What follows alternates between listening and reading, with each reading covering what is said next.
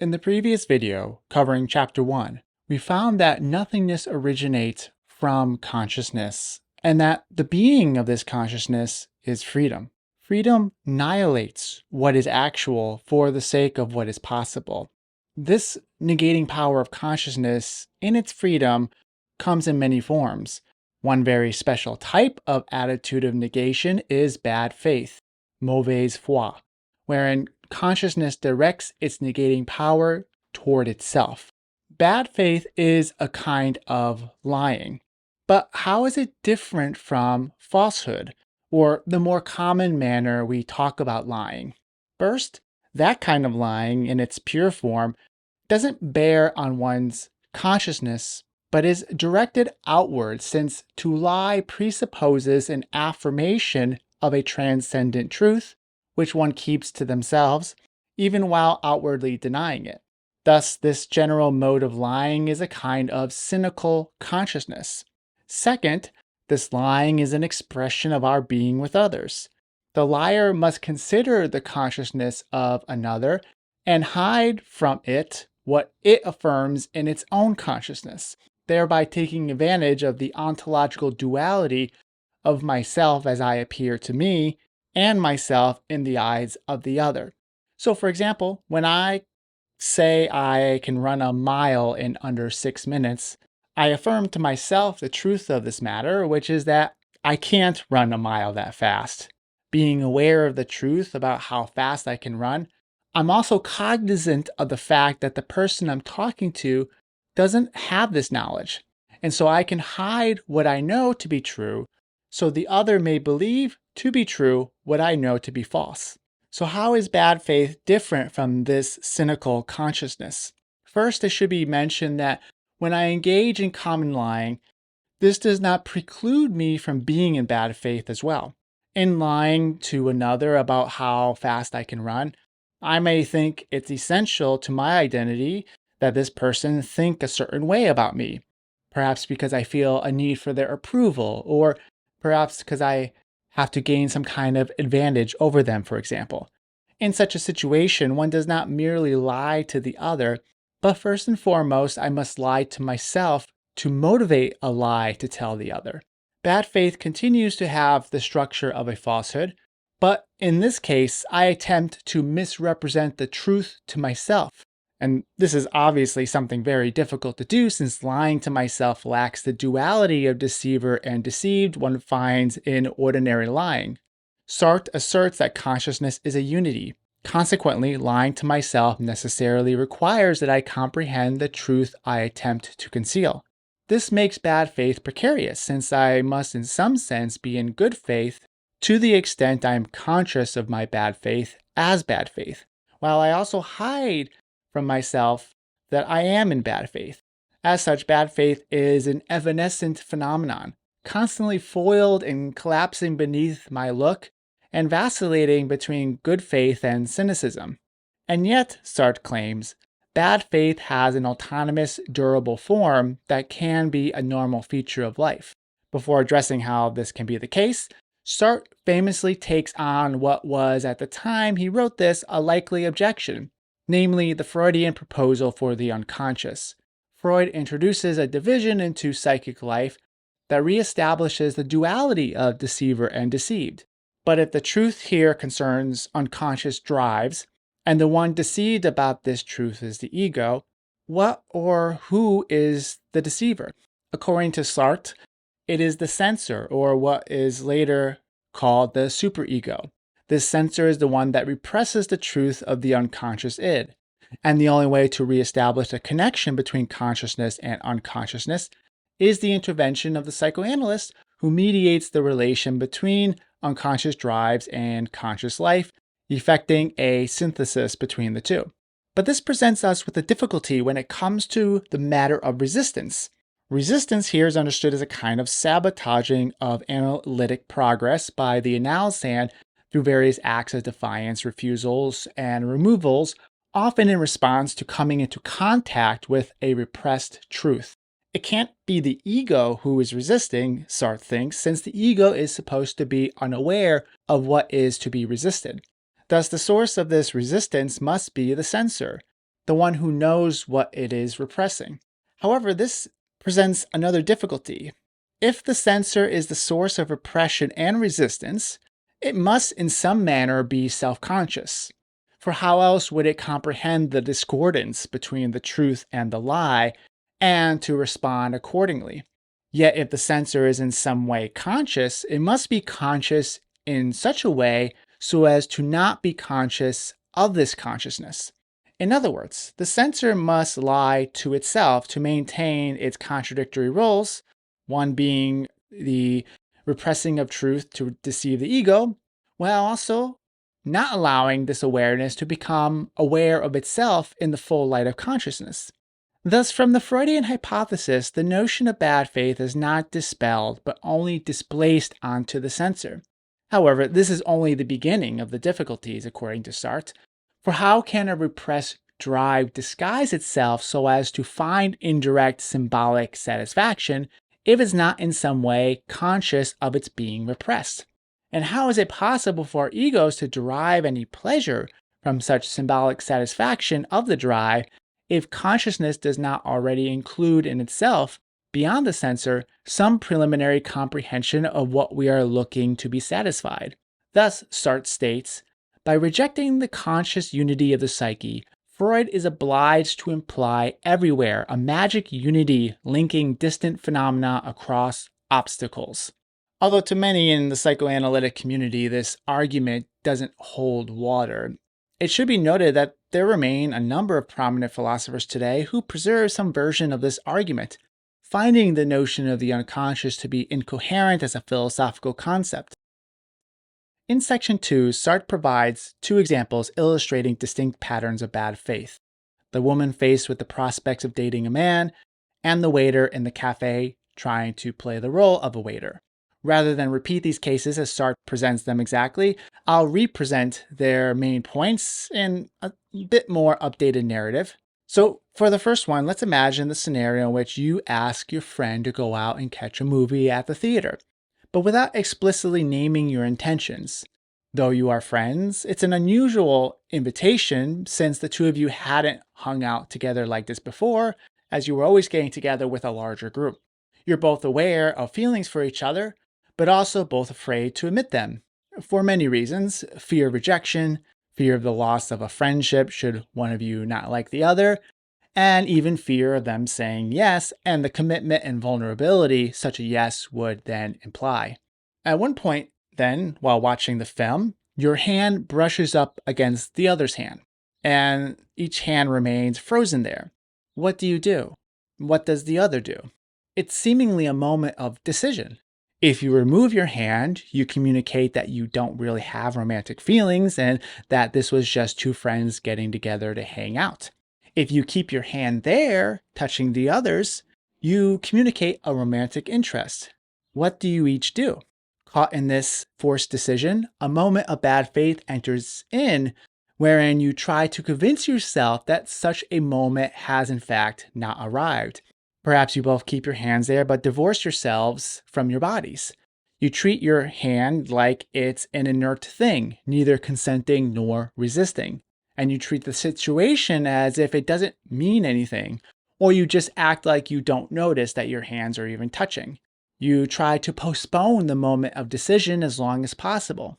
Furthermore, you tell yourself that your friend is not leaving their hand there on purpose. Perhaps the other is blissfully unaware of their own body, and that they are merely blindly leaving their hand there as a position where it happened to be. And you convince yourself that you are doing the same with your hand. Let's look at a second example. Rather than a waiter at a cafe, I'll draw on my experience of my early days as a clinician in training. When first starting out, I was generally a bit younger than many of my clients. Yet one of the important facets of effective therapy is for your client to have confidence in your skill set and knowledge. This requires that I appear competent, no matter how incompetent I might be feeling. So it becomes one of faking it until you make it, of acting as if I was a competent therapist by playing a role in light of my idea of how I should appear to the client so as to aspire confidence in them. These examples both draw upon the double property of the human being as facticity and transcendence. Facticity concerns being in itself. It entails the givens of a situation, the actuality of what is happening here and now, including with one's body.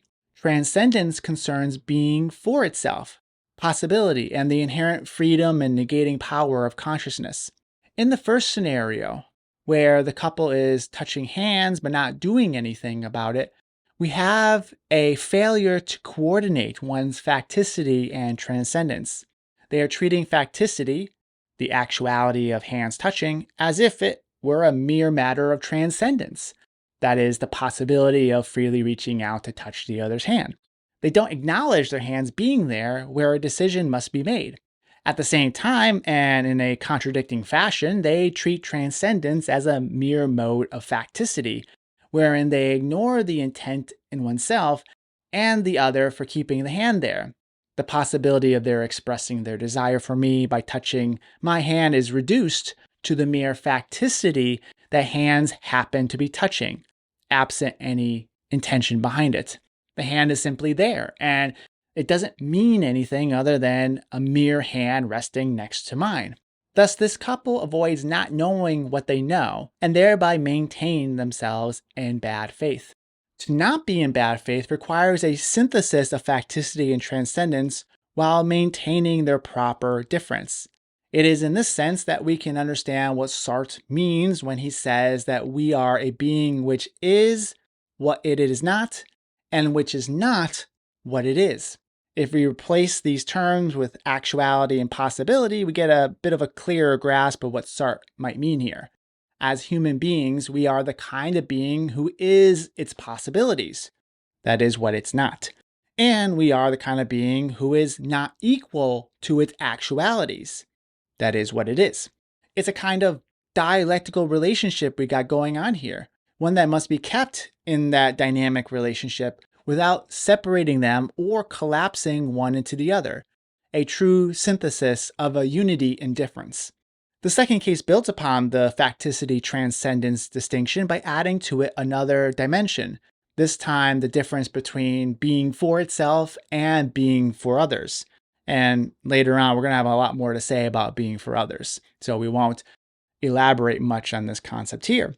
But what we can say for the purposes of this video is that these modes of being for are distinct in that the first, being for itself, concerns my relating to myself, whereas the second, being for others, is a relating to myself mediated by how the other sees me. So how is the case of me playing the role of a therapist an example of bad faith with regards to this distinction? It's at this point Sartre brings up the notion of sincerity. To be sincere is to admit what one is. So in a 12-step program such as AA, the first step is admitting we are alcoholics and that our lives have become unmanageable.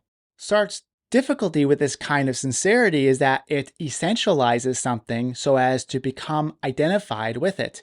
It turns facticity into a kind of transcendence. Being an alcoholic, though perhaps an adequate descriptor of my past acts, has come to define my present and future.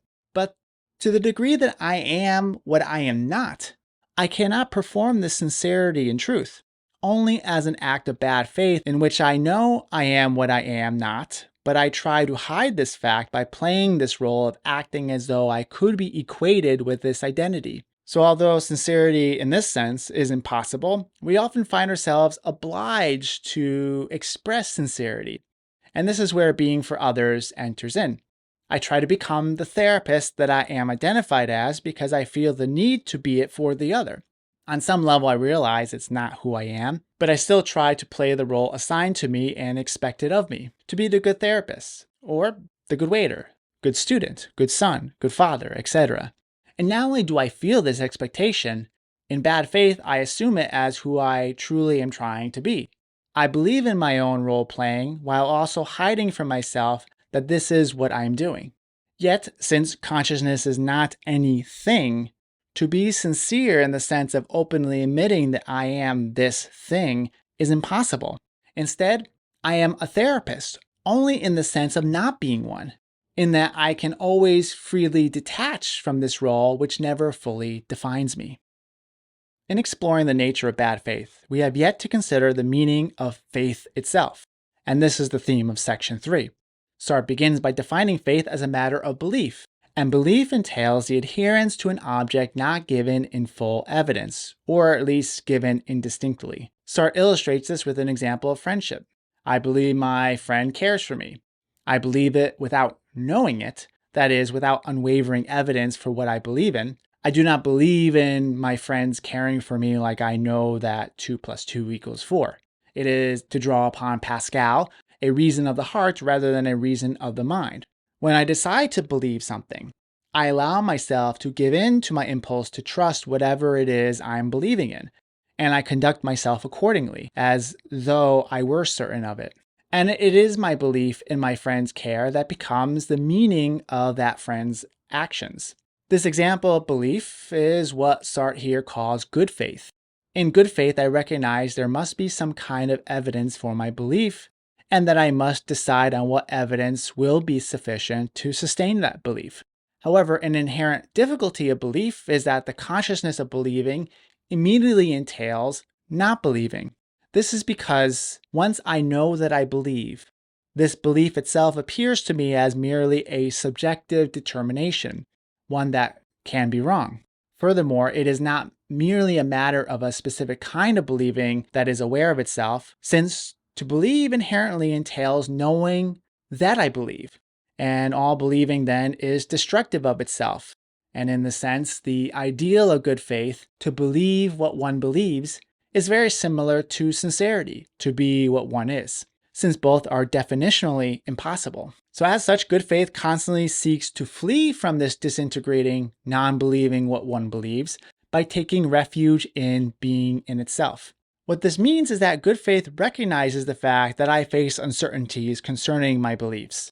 But due to this uncertainty, I must continue to exercise my freedom in seeking out evidence from the facticity of being in itself that might sustain my belief that I do not believe in, despite knowing I will never know it to be true with perfect evidence. So how then does bad faith fit in here? Bad faith becomes possible because good faith is impossible. Both bad faith and good faith begin with an awareness that I am what I am not, and I am not what I am. But the difference is found in how we respond to this awareness. Whereas good faith continues to look for evidence to sustain itself, thereby attempting to flee from the disintegrating nature of belief, bad faith flees from such evidence by either accepting non-belief as inevitable and thus stop searching for evidence, or by believing without concern for evidence at all, and wherein one's belief becomes impervious to any contradictory experiences. Let's take the example of trust. If I say, I trust my wife, this suggests a belief in her trustworthiness. This belief furnishes for me the meaning of her acts. At the same time, my belief in her trustworthiness necessitates the possibility of her untrustworthiness. My belief is met with its negation. This is the situation for all belief. Now, the question is, what do I do about this uncertainty? As an act of good faith, I continuously seek out criteria I've decided upon in advance that will sustain my trust in her. I'm not turning a blind eye toward behaviors, nor am I casting doubt on every possible form of evidence. Good faith sustains itself in its precarity. Bad faith, in contrast, might go in one of two directions. I could trust her blindly and stop looking for reasons to believe. This can often happen when first start dating someone. You idealize them, naively claim them to be perfect and fully trustworthy, without even a minimal of experiential evidence to support this belief. On the other hand, I could adopt a highly suspicious attitude where no criteria will ever warrant trusting her. And yet my behavior is contradictory here because I still remain in the relationship and I still place demands upon her to prove to me her trustworthiness, even though I will never accept any evidence she provides. Thus, as Sartre states, bad faith flees being in itself by taking refuge in this disintegrating character of belief. It should finally be noted how ambiguous the distinction between bad faith and good faith can be. They share a common starting point, and they constantly slide into one another. At the same time, it is possible to imagine scenarios wherein bad faith becomes the rule of the relationship rather than its exception. Along with liking, sharing, and subscribing, you can support this work using the Super Thanks button below this video. To be an ongoing supporter of this channel, I have a Patreon page where I offer video transcripts, unedited materials, and prioritize questions and comments. The link is below. I want to thank the following for already supporting this channel on Patreon. As always, thank you for watching, and until next time, be well.